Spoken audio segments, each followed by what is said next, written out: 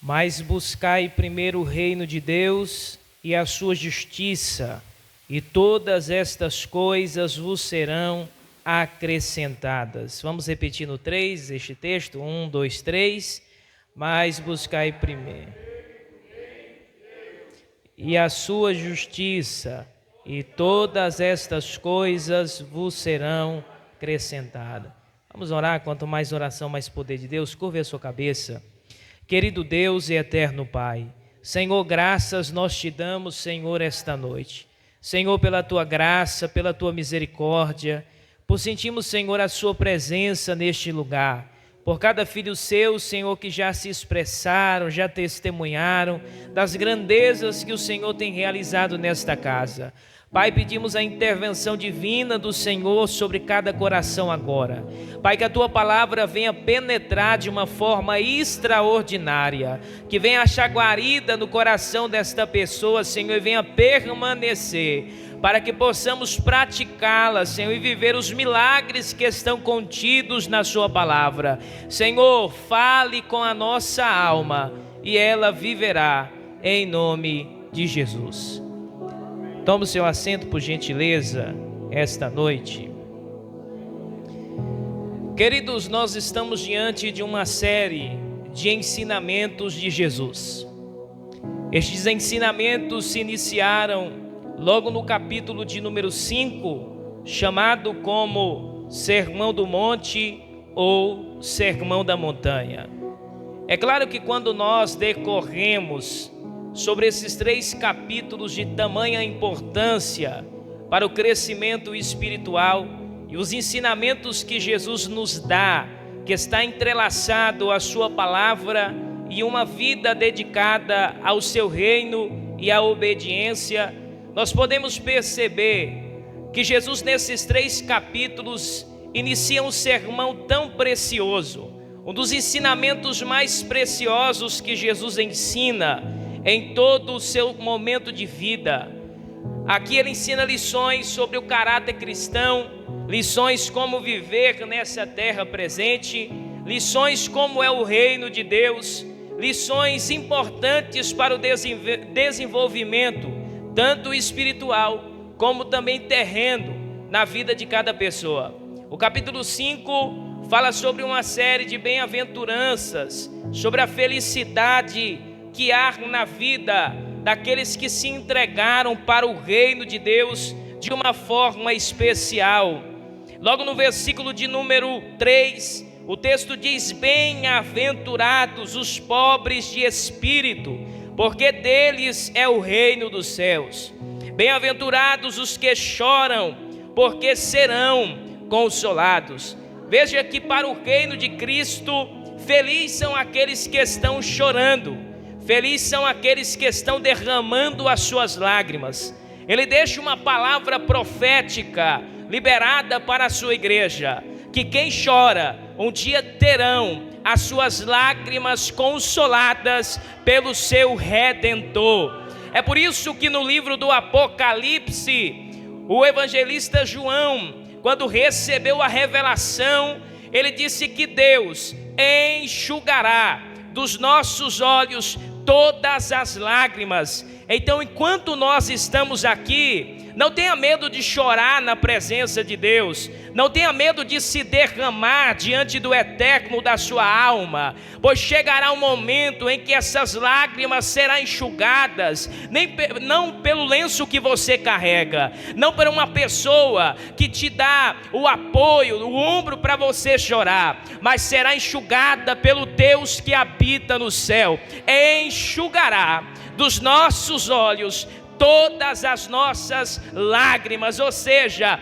a vida de sofrimento que hoje nós vivemos não se comparará com a vida que está reservada para esta igreja. A Bíblia diz que os olhos nunca viram, o ouvido nunca ouviu, o coração nunca percebeu as coisas que Deus tem preparado para os seus. Ou seja, tudo que você já viveu viveu diante dessa terra, diante do Evangelho, diante dos milagres de Deus, ainda é nada comparado ao que Deus tem reservado para a sua igreja e para o seu povo.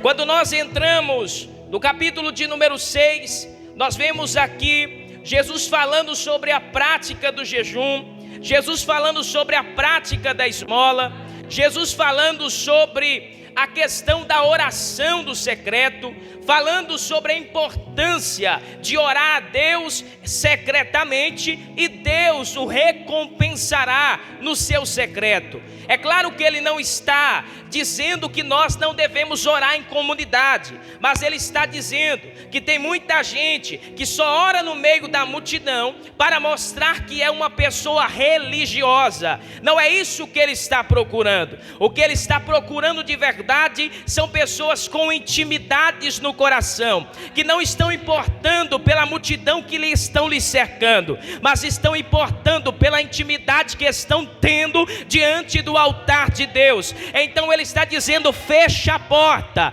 entra no teu quarto e ora secretamente, e o teu pai secretamente te recompensará. Existem milagres que nós receberemos no secreto do nosso esconderijo. Existem milagres que nós viveremos, que pessoas se assustarão, dizendo como é que ele e ela está vivendo este milagre, mas eles não sabem que existe uma porta fechada no seu quarto, existe uma vida voltada ao eterno no esconderijo do Altíssimo, e Deus recompensa aqueles que dedicam a sua vida em uma intimidade com Ele em oração.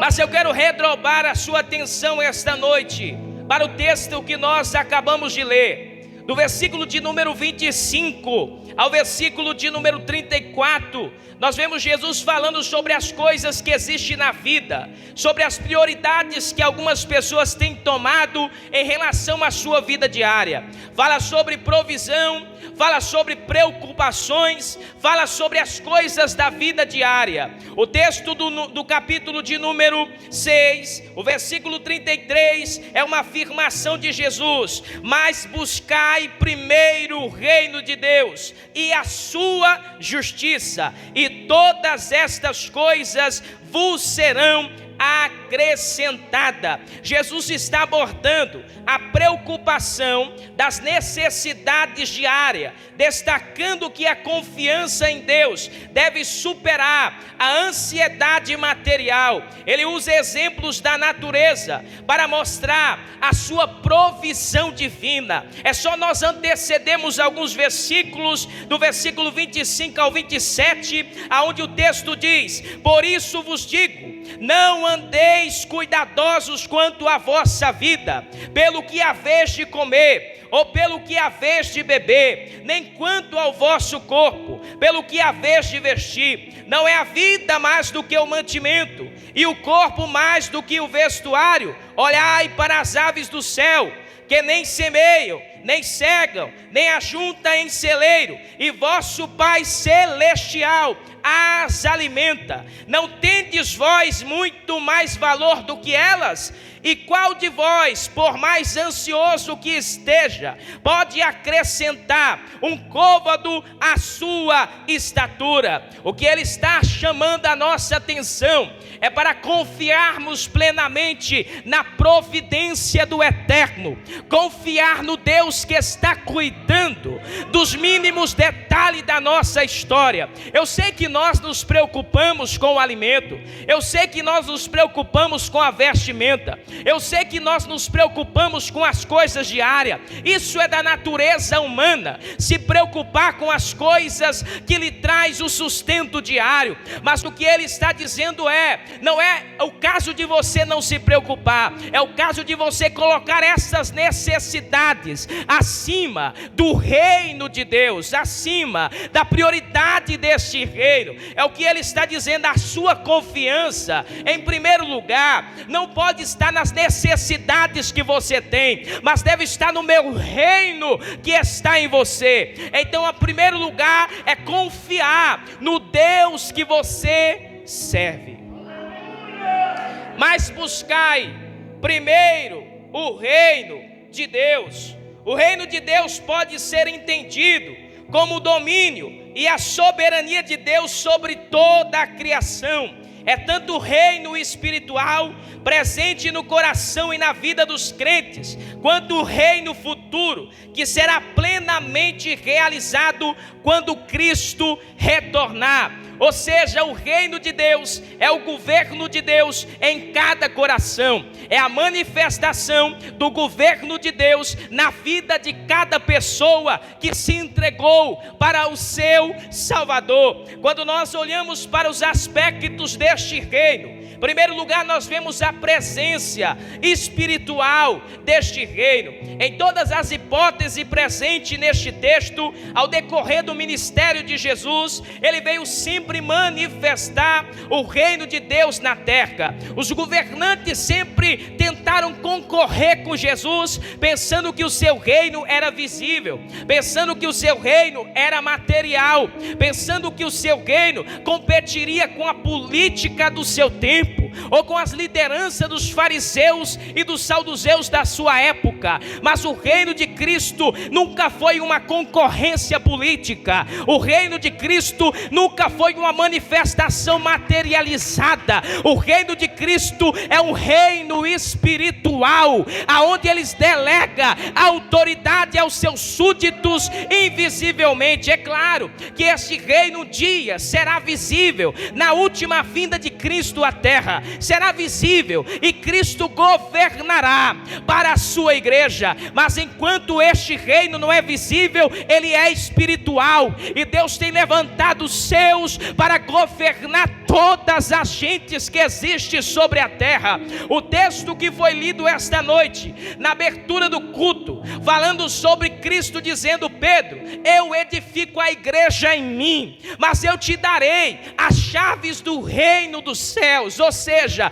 mostrando para Pedro que a principal pedra de esquina, a pedra base deste reino é Jesus. Só que Pedro recebe a autoridade, a chave que abre a porta deste reino, ou seja, espiritual. Ele delegou autoridade, governo a este Pedro para abrir e para fechar, e tudo que ele liga na terra, Deus liga no céu, e o que ele desliga aqui, Deus desliga lá. Ou seja, é Deus trazendo a manifestação do seu reino do céu para a terra, dando autoridade ao pastor Pedro na liderança da sua igreja.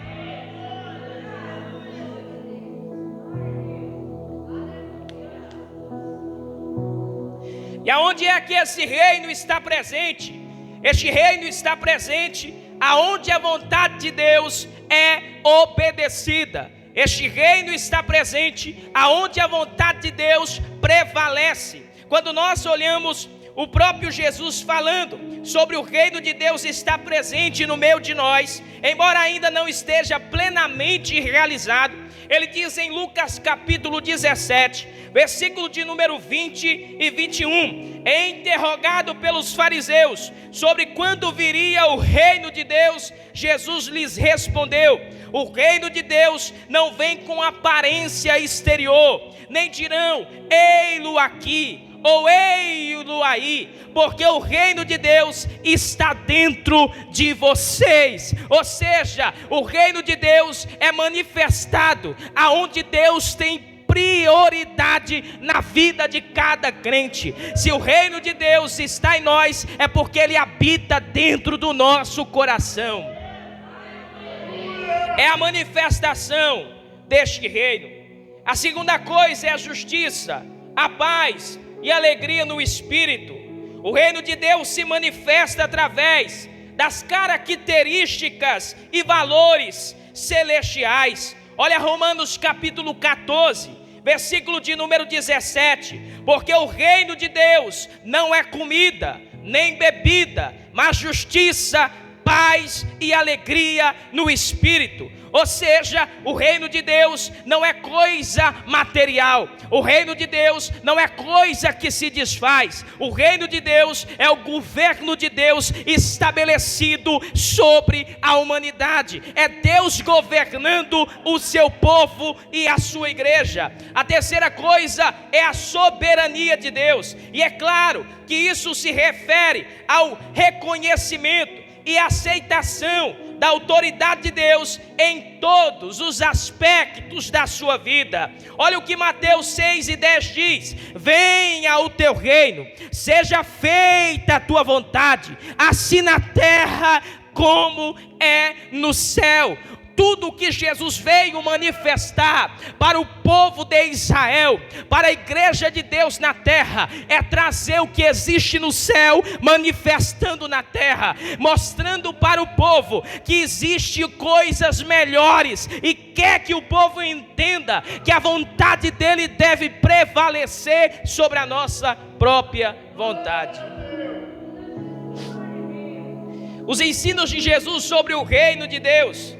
Jesus frequentemente utilizava-se de parábolas para ensinar a sua palavra para o seu povo. E diante dessas parábolas, ele usa algumas mostrando o que é o seu reino, qual o objetivo deste reino que ele está manifestando na terra.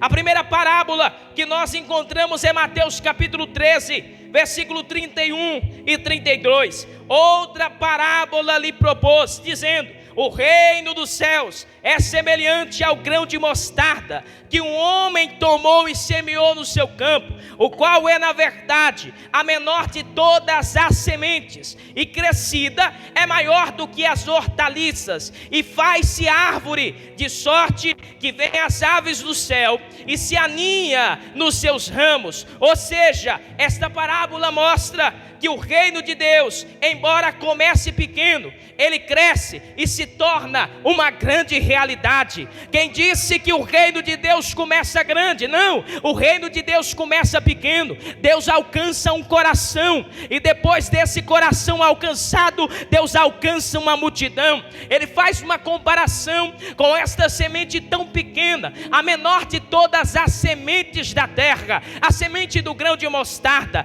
só que se torna uma árvore frondosa, se torna uma árvore grandiosa, se torna uma árvore que aninha vários animais acima dela, serve tanto para a sombra como também para o seu mantimento. O que ele está dizendo é que este reino se manifesta desta maneira: é uma pequena semente que se semeia em um campo de trabalho, e depois que essa semente cresce, ela vira uma árvore grandiosa. Quando essa igreja começou apenas com alguns membros, uma semente pequena, mas já está estraleçado, já está crescendo, já está se desenvolvendo, já está dando a sua sombra. A igreja de Deus começou assim, começou com poucos homens que acreditaram no evangelho, começou com poucos homens que acreditaram na chamada, mas aonde eles chegaram, eles pregaram esta semente, semearam este campo, esta semente cresceu, e há 2000 anos se passaram,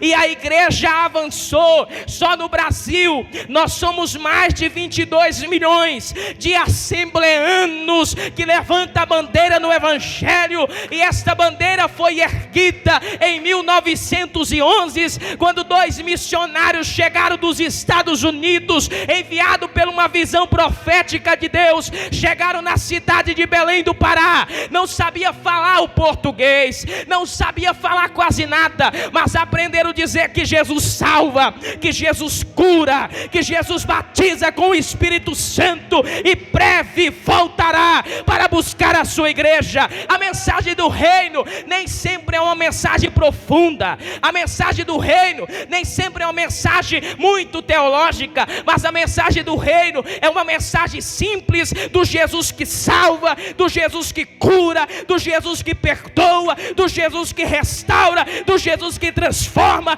do Jesus que retifica, do Jesus que dá uma nova esperança para a vida do seu povo.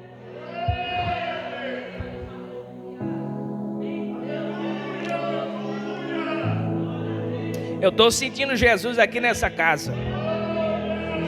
Quem sabe a mensagem que te alcançou foi essa: Jesus te ama, meu irmão, e quer mudar a sua vida. Essa é a mensagem mais poderosa deste reino. É por isso que a epígrafe do Evangelho de Cristo é João 3,16. Porque Deus amou o mundo de tal maneira que deu o seu Filho unigênito, para que todo aquele que nele crer não pereça, mas tenha a vida eterna. É o grande amor de Deus que se estendeu a homens que não mereciam este amor, a homens pecadores e que precisavam ir para o inferno, mas a graça de Deus se estendeu. O braço do amor de Deus alcançou você no prostíbulo, alcançou você na corrutela, alcançou você na boca, alcançou você no boteco, alcançou você no meio da balada, alcançou você no meio do carnaval, alcançou você em uma vida dissoluta.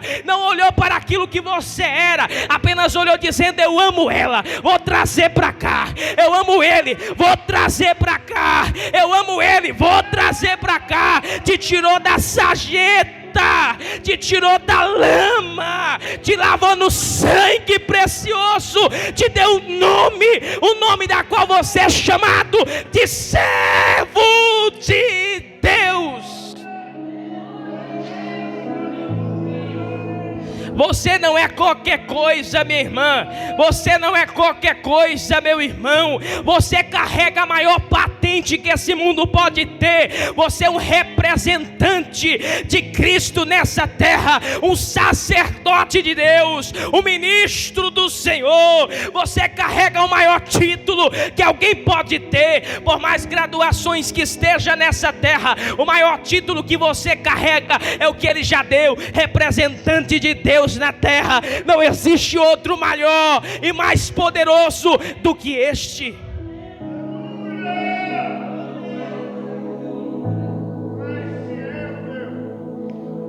A segunda parábola que ele fala é sobre a parábola do tesouro escondido. Mateus 13:44. O reino dos céus é semelhante a um tesouro escondido num campo, que um homem achou e escondeu, e pelo gozo dele vai e vende tudo que tem e compra aquele campo. Essa parábola está ilustrando para nós o valor incomparável do reino de Deus, que vale qualquer sacrifício. Eu sei que você tem se sacrificado a sua vida toda pelo tesouro deste reino. Você descobriu a preciosidade que ele é.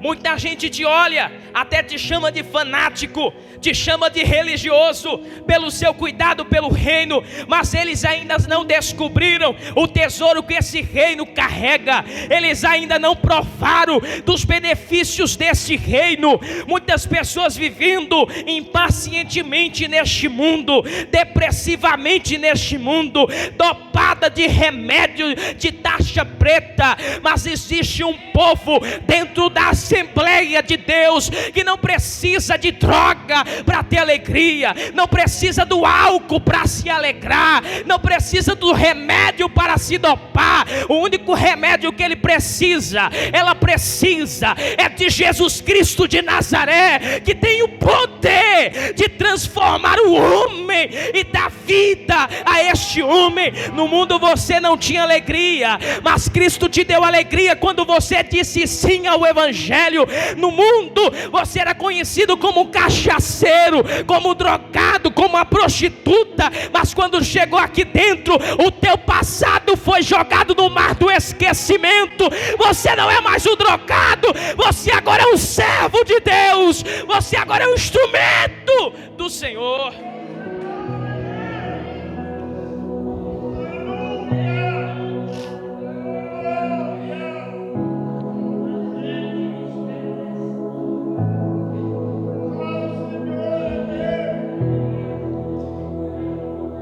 A justiça desse reino, a conformidade com a vontade de Deus. A justiça do reino implica viver de acordo com a vontade e os mandamentos de Deus, buscando agradá-lo em todas as nossas ações. O Salmo 119, verso 1: bem-aventurados os que trilham com integridade o seu caminho, e os que andam na lei do Senhor. 1 João capítulo 3, versículo 7: filhinhos, não vos deixem enganar por ninguém. Aquele que pratica a justiça é justo, assim como ele justo é. Ou seja, a integridade desse reino é viver de acordo com aquilo que Cristo viveu, andar como ele andou, caminhar como ele caminhou e praticar o que ele praticou. Ele foi o único homem justo na terra, o homem que praticou a justiça em toda a sua vida. Não houve engano na sua boca, não houve caminho torto nos seus lábios. Ele viveu a justiça reta do reino de Deus, e nós somos convidados a viver a justiça desse reino, a viver o reino poderoso, cheio da graça de Deus.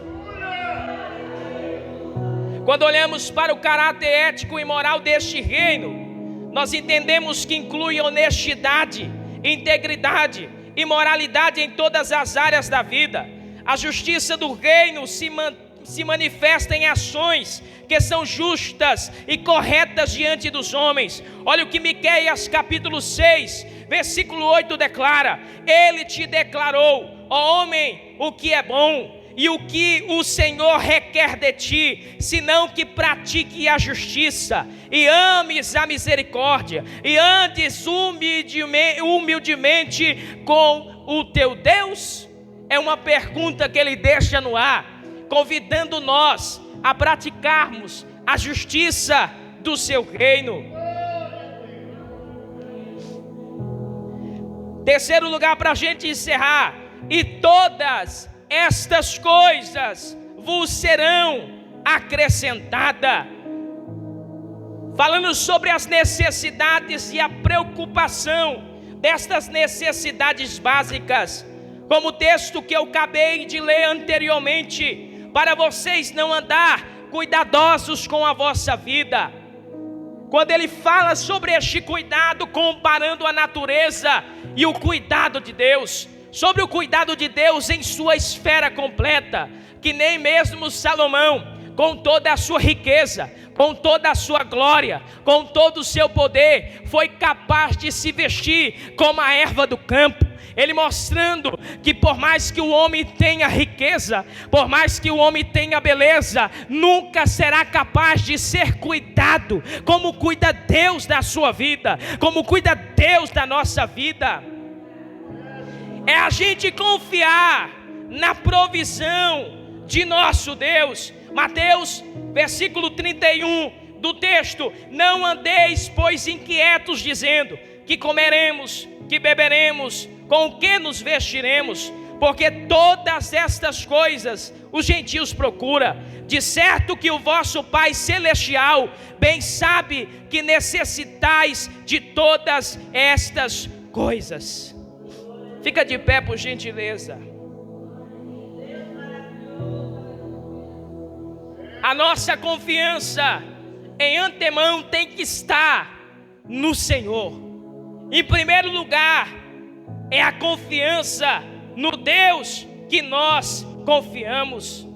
Devemos buscar o seu reino, devemos buscar a sua justiça, devemos confiar na provisão de Deus.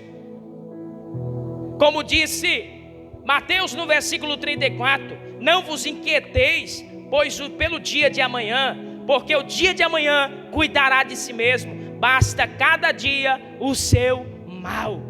Então se preocupe com a prioridade do reino hoje.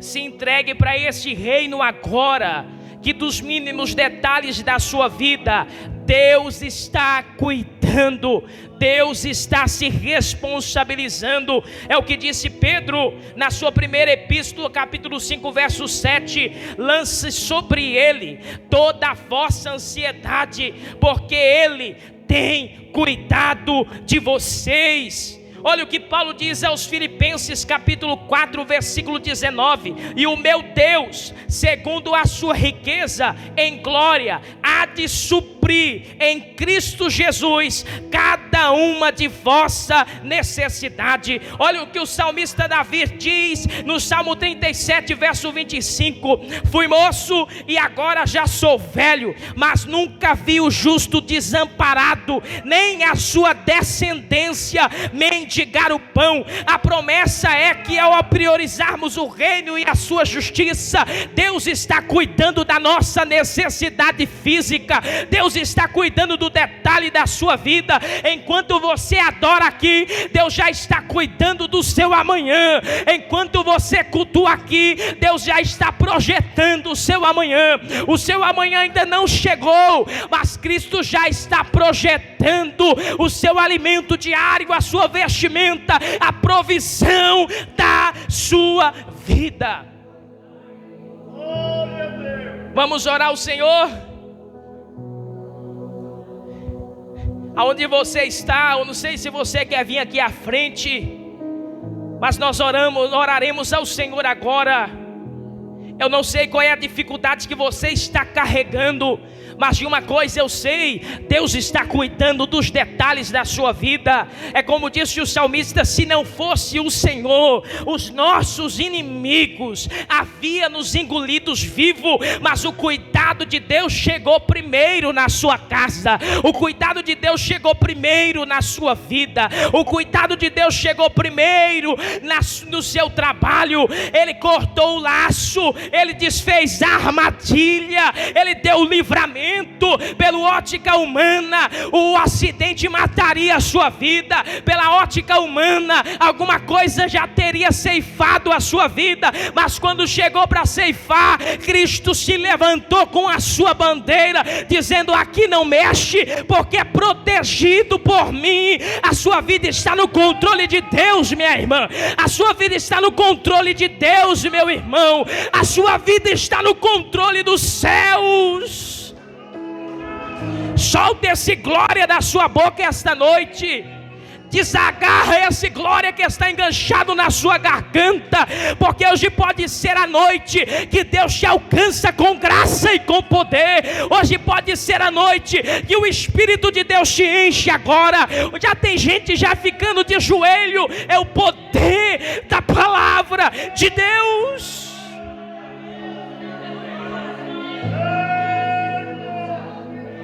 Querido Deus e eterno Pai, Senhor, a tua igreja esta noite está aqui. Pessoas estão aqui, Senhor, querendo a prioridade do seu reino. Pessoas estão aqui, Senhor, com as suas necessidades, com as suas dificuldades, com os seus problemas diários. Quem sabe tem pessoas com o seu casamento em destruição, com a sua vida, Senhor, na calamidade. Mas nós unimos a nossa voz em oração agora, em nome de Jesus agora. Todo projeto do diabo agora, todo trabalho feito agora, em nome de Jesus, toda depressão diabólica agora, dê o seu brado de derrota, no nome de Jesus agora. Cai por terra todo projeto, cai por terra toda opressão diabólica, todo espírito maligno que causa destruição nos lares, nas famílias e no casamento. Aonde estiver uma enfermidade agora, no nome poderoso de Jesus, nós damos uma ordem a esta enfermidade agora. Solte essa vida agora, solte essa pessoa agora, saia da vida dessa pessoa agora. Senhor, o teu sangue tem poder para curar e para purificar. É no nome de Jesus agora, Senhor, que nós oramos a ti e profetizamos a vitória, profetizamos a provisão, profetizamos a expansão do teu reino sobre esta igreja, nesta cidade. Que cada um dos teus filhos seja um portador dessa chama que o teu Espírito Santo está acendendo aqui esta noite. Que o Senhor venha tomar a sua igreja com poder e com autoridade. Adore com a sua alma.